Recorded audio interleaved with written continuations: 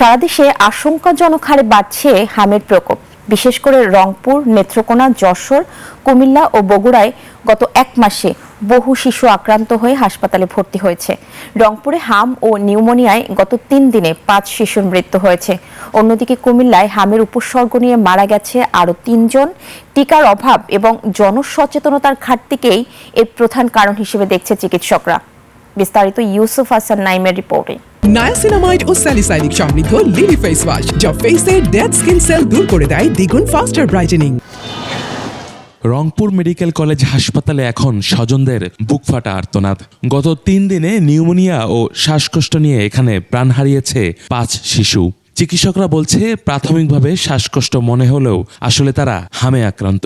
বর্তমানে হাসপাতালের আইসোলেশন ওয়ার্ডে চিকিৎসাধীন রয়েছে আরও 4 শিশু। উত্তরের আরেক জেলা বগুড়ায় এবছর এখন পর্যন্ত 40 জন হামের রোগী শনাক্ত হয়েছে, অথচ জেলাটিতে গত 2 বছর ধরে নেই কোনো বিশেষ টিকাদান ক্যাম্পেইন। 9 মাসের কম বয়সী শিশুদের মাঝে সংক্রমণ বেশি হওয়ায় বাড়ছে উদ্বেগ। একই চিত্র নেত্রকোনায়। গত 5 দিনে 9 শিশু আক্রান্ত হওয়ার পর সদর হাসপাতালে খোলা হয়েছে পৃথক ওয়ার্ড। তবে মেঝেতে রেখে চিকিৎসা দেওয়ায় ক্ষোভ জানিয়েছে স্বজনরা। এদিকে যশোরে মার্চ মাসেই হাসপাতালে ভর্তি হয়েছে 22 জন, যার মধ্যে 5 জন প্রাপ্তবয়স্ক রোগীও রয়েছে।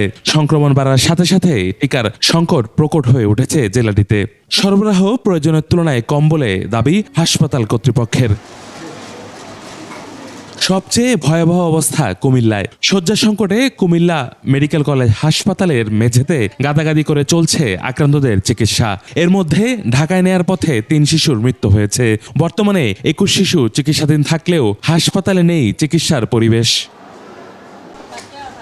সারা দেশে হামের এ হঠাৎ বিস্তারে চিকিৎসকদের পরামর্শ তীব্র জ্বর ও শরীরের র্যাশ দেখা দিলে কালক্ষেপণ না করে রোগীকে দ্রুত হাসপাতালে নেয়ার।